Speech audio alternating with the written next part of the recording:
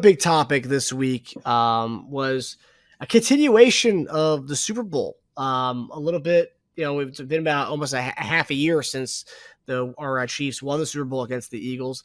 But a recent report indicated that the NFL blamed Super Bowl the slippage of players in the Super Bowl.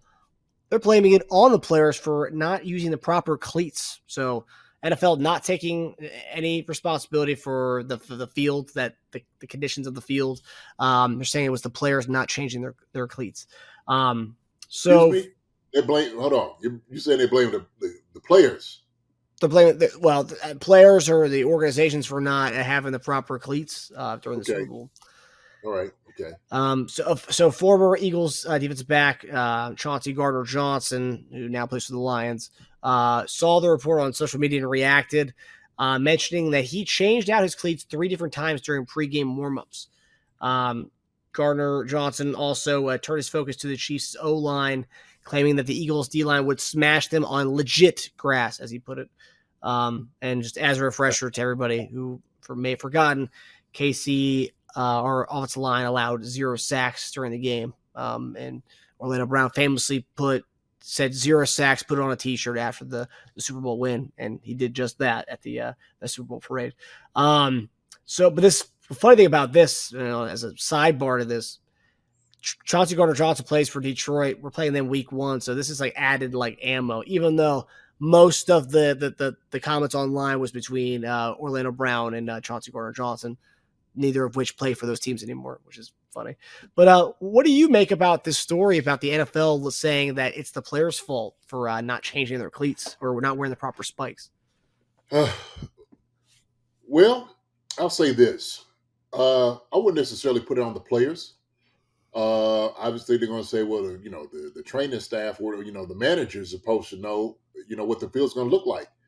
But if I'm not mistaken, this was like a kind of a prototypical field that they put together and grew and, some back lab and made it to look, it was going to be the best type of field ever, the Super Bowl. And then all of a sudden, you want everybody to adjust to this new type of fescue or whatever you had out there to run in. But look, I get it. I understand it. As a player, you would always carry 2 or 3 different shoes. And your managers will say, "Hey, man, look, the field's going to be looking like this. You might want to have these cleats and stuff." So if you guys change from quarters to 3 quarters or whatever and try to get that feel, then it happens. It happens in a game. So it happens. It happens almost every week, pretty much, because you just want to be comfortable. And sometimes one cleat may not be comfortable for you because if you're practicing on your field, then you got to go against opposing field that you don't really know. You got to carry 2 or 3 different cleats with you. So, Brad, look. Both teams played on the field. From what I remember, right? Chiefs and the Eagles both was on the field. Hello. I mean, is this thing on? Both teams played on the field that Sunday. Okay. Yeah. And if I look at it, I think the Chiefs defense had 2 sacks, 7 pressures. 2 sacks. What happened to this juggernaut of pass rushers and defense that the Chiefs offensive line was supposed to see? I mean, the Eagles' offensive line went chopped liver. They was talking about they might be the best offensive line in the game. I kept hearing that too, as far as argument, right? Heck, the Eagles went up on the Chiefs early on, didn't they? It's back and forth. Jalen Hurts was doing his thing. It looked like they were going to be running around. And then all of a sudden, everything changed. Hey, guess what? PM15 came back out second half with that little limp, looking like the champion he is. And he was giving one for the Gipper. He was giving one for the Chiefs. He was giving one for the Warriors. That's what he was doing, baby. So, hey, and guess what he started doing? He was running on that defense all over the field. They couldn't catch him.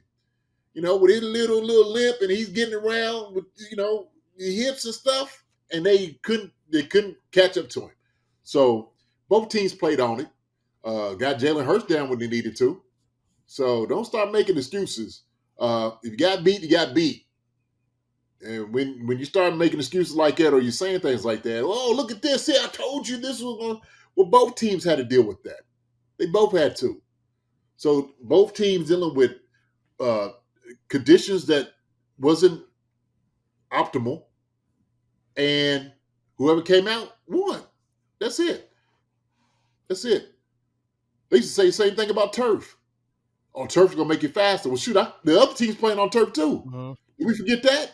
You think it's gonna make us faster, not them faster? No, look, turf is gonna make everybody faster, right?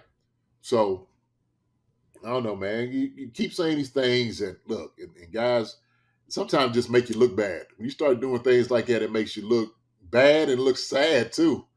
So, hey, man, take the L. Move on from it.